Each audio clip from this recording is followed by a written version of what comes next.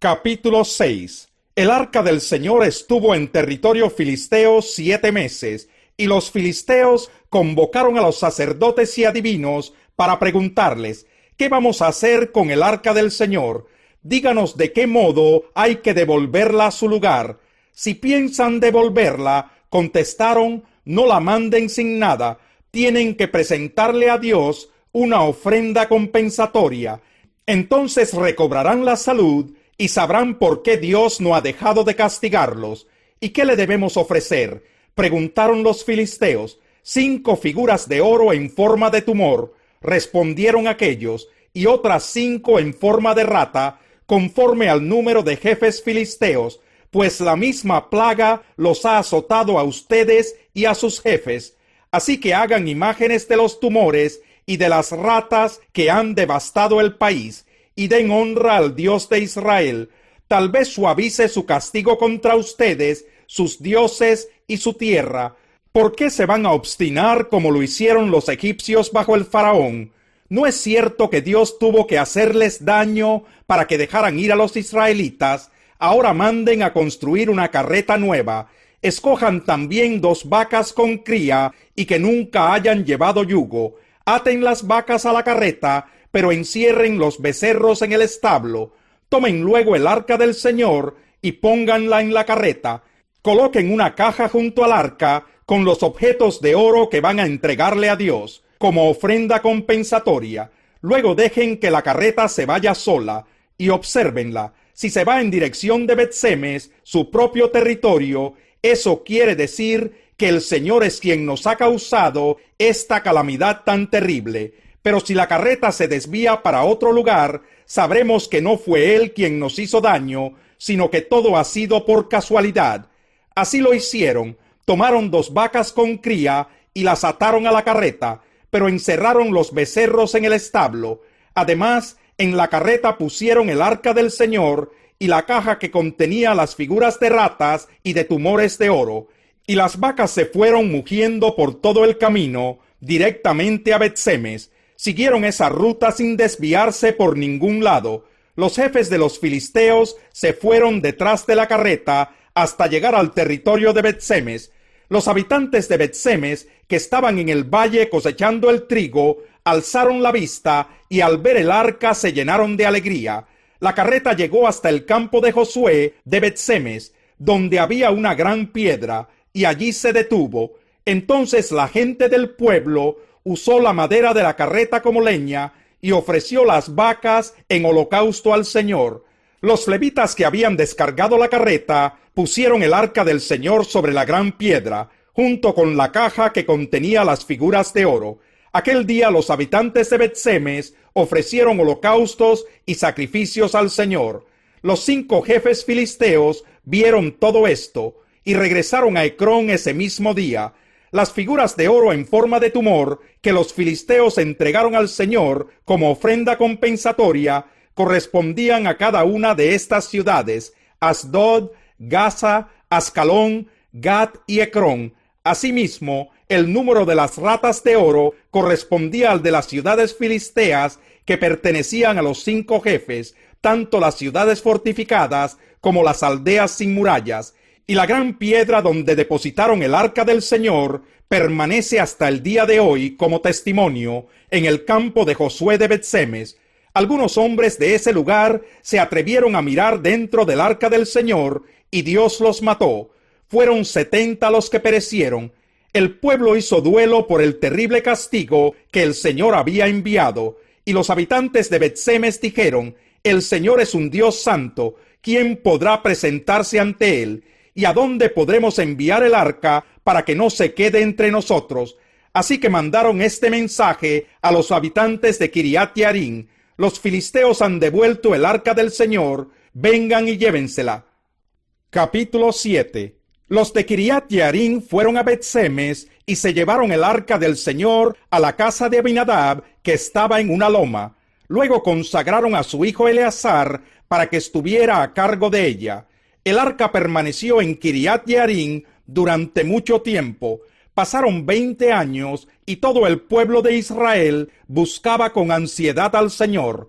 Por eso Samuel le dijo al pueblo: si ustedes desean volverse al Señor de todo corazón, desháganse de los dioses extranjeros y de las imágenes de Astarté. Dedíquense totalmente a servir solo al Señor, y Él los librará del poder de los filisteos. Así que los israelitas echaron fuera a los ídolos de Baal y a las imágenes de Astarté, y sirvieron solo al Señor. Luego Samuel ordenó: reúnan a todo Israel en Mizpa, para que yo ruegue al Señor por ustedes. Cuando los israelitas se reunieron en Mizpa, sacaron agua y la derramaron ante el Señor.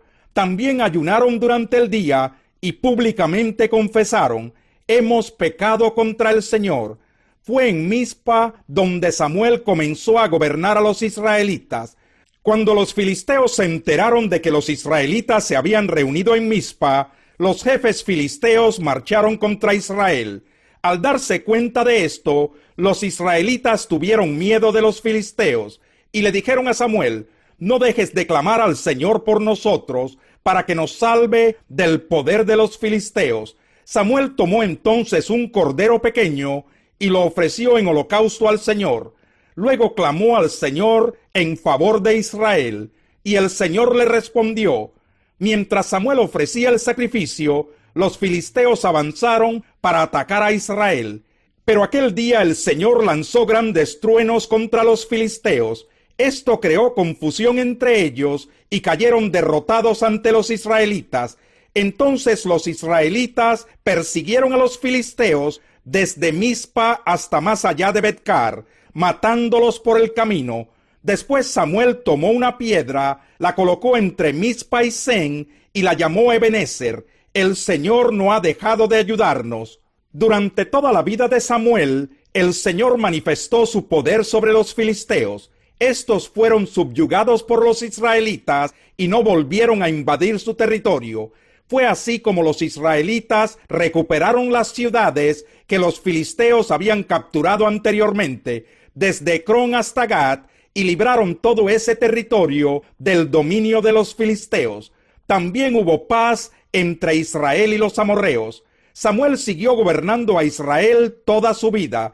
Todos los años recorría las ciudades de Betel, Gilgal y Mizpa y atendía los asuntos del país en esas regiones. Luego regresaba a Ramá, donde residía, y desde allí gobernaba a Israel. También allí erigió un altar al Señor. Capítulo 6. ¿Qué concluiremos? ¿Vamos a persistir en el pecado para que la gracia abunde? De ninguna manera. Nosotros que hemos muerto al pecado, ¿cómo podemos seguir viviendo en él?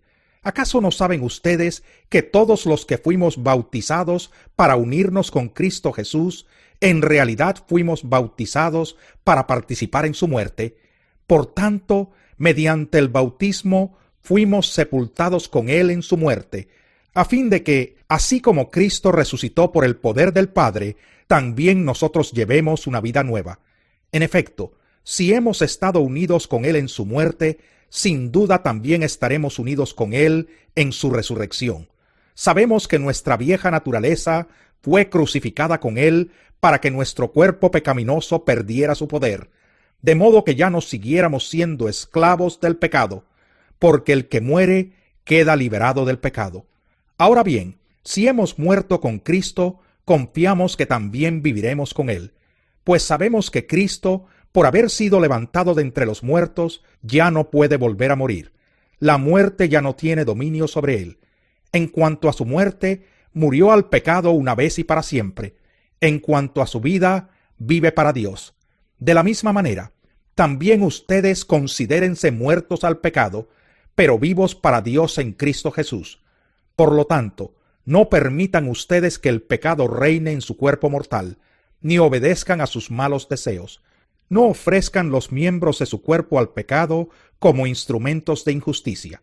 Al contrario, ofrézcanse más bien a Dios como quienes han vuelto de la muerte a la vida, presentando los miembros de su cuerpo como instrumentos de justicia. Así el pecado no tendrá dominio sobre ustedes, porque ya no están bajo la ley, sino bajo la gracia. Entonces, ¿qué? ¿Vamos a pecar porque no estamos ya bajo la ley, sino bajo la gracia? De ninguna manera. ¿Acaso no saben ustedes que cuando se entregan a alguien para obedecerlo, son esclavos de aquel a quien obedecen? Claro que lo son, ya sea del pecado que lleva a la muerte o de la obediencia que lleva a la justicia. Pero gracias a Dios que aunque antes eran esclavos del pecado, ya se han sometido de corazón a la enseñanza que les fue transmitida. En efecto, habiendo sido liberados del pecado, ahora son ustedes esclavos de la justicia. Hablo en términos humanos por las limitaciones de su naturaleza humana. Antes ofrecían ustedes los miembros de su cuerpo para servir a la impureza que lleva más y más a la maldad. Ofrézcanlos ahora para servir a la justicia que lleva a la santidad. Cuando ustedes eran esclavos del pecado, estaban libres del dominio de la justicia. ¿Qué fruto cosechaban entonces? Cosas que ahora los avergüenzan y que conducen a la muerte. Pero ahora que han sido liberados del pecado y se han puesto al servicio de Dios, cosechan la santidad que conduce a la vida eterna, porque la paga del pecado es muerte, mientras que la dádiva de Dios es vida eterna en Cristo Jesús, nuestro Señor.